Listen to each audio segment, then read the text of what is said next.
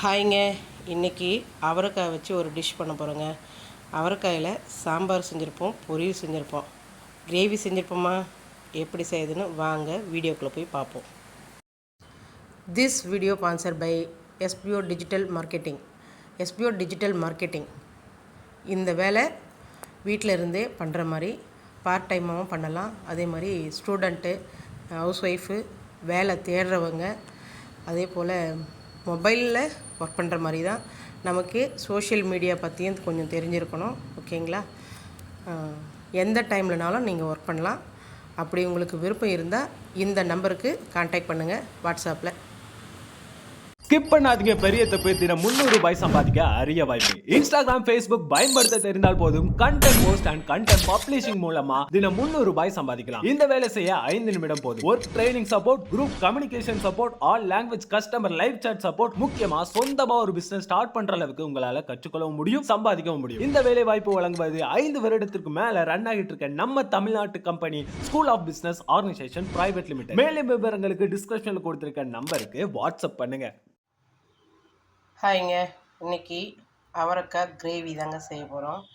இதுக்கு தேவையான அளவுக்கு அவரைக்காய் வெட்டி வச்சாச்சுங்க. கழுவி அலசி எடுத்து வச்சாச்சு.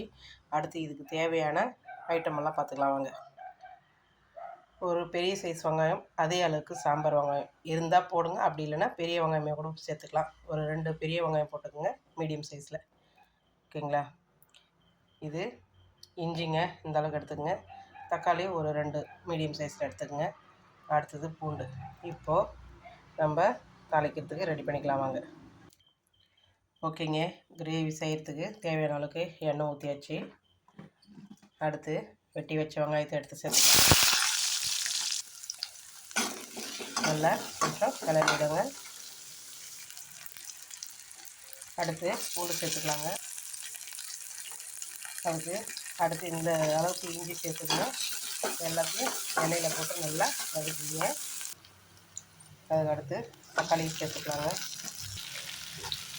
இதையும் நல்லா எண்ணெயிலே வதக்கிங்க. இந்த அளவுக்கு வதங்கணும். கொஞ்சம் போல் மஞ்சள் பொடியும் குழம்புக்கு தகுந்த மிளகாத்தூளும் சேர்த்துக்குங்க. அதை அப்படியே எண்ணெயில் கொஞ்சம் நேரம் வாசனை போகட்டும் வதக்குங்க. கொஞ்சம் நேரம் தான், ரொம்ப நேரம் இல்லை. ஓகேங்களா? மேக்ஸிமம் ஒரு 10லேருந்து ஒரு 20 செகண்ட் வரைக்கும் எண்ணெயில் வதக்குங்க. இதை இப்போ நம்ம ஆற வச்சு மிக்சியில் அரைச்சிக்கலாங்க. ஓகேங்க. அடுத்து அதே கடாயில் தேவையான அளவுக்கு எண்ணெய் ஊற்றியாச்சு. கொஞ்சம் போல் சீரகமும் கொஞ்சம் போல் சோம்பும் சேர்த்து போட்டு எண்ணெயில் ஃப்ரை பண்ணிக்கோங்க. அது பொரிஞ்சதும் ஓகேங்க, தேவையான அளவுக்கு பொரிஞ்சாச்சு. அடுத்து நம்ம ஊற்றி வச்ச அவரைக்காயில் சேர்த்துக்கலாங்க. நல்லா சேர்த்துட்டு எண்ணெயிலே கொஞ்சம் நேரம் வதங்க விடுங்க. ஓகேங்க, நல்லா காய் வதங்கிடுச்சு. இப்போது நம்ம அரைச்சி வச்ச மசாலாவை ஊற்றிடலாங்க.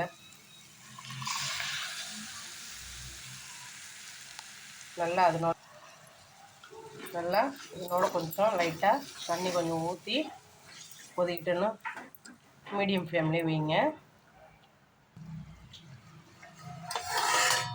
ஓகேங்க, தேவையான அளவுக்கு தண்ணி ஊற்றி கொஞ்ச நேரம் அப்படியே சிம்லேயே கொஞ்சம் கொதிக்க விடுங்க. ஓகேங்களா?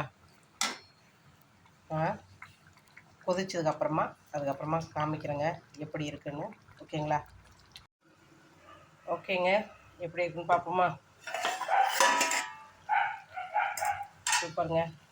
பாருங்கள், நல்லா தண்ணியும் எண்ணெயுமா பிரிஞ்சு வர ஸ்டேஜில் நம்ம மல்லித்தழையை தூவி